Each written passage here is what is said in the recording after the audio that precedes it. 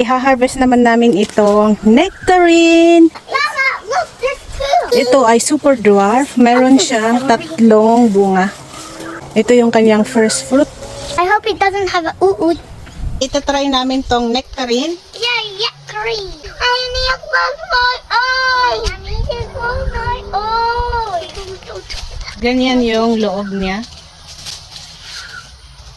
I love gonna try it. I want some. Okay, try. No, I don't want it. You don't like? Mmm, I like it. Masarap.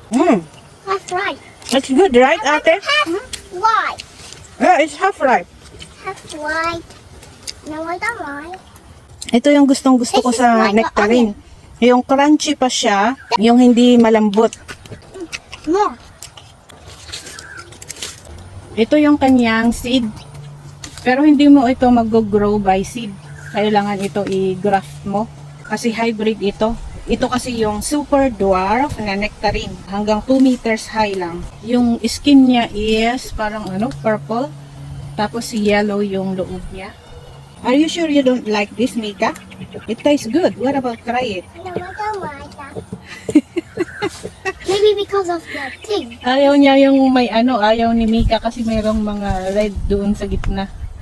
Orte naman nito.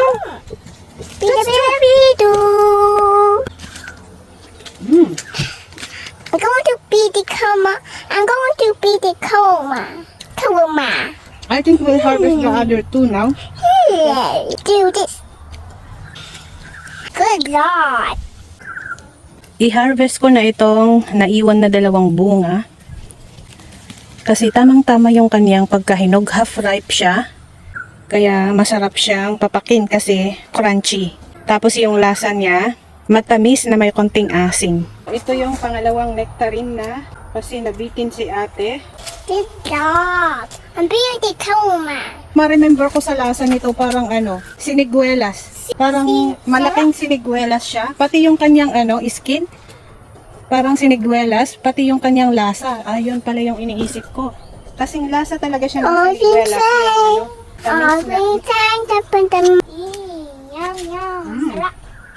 Matamis na may konting asin.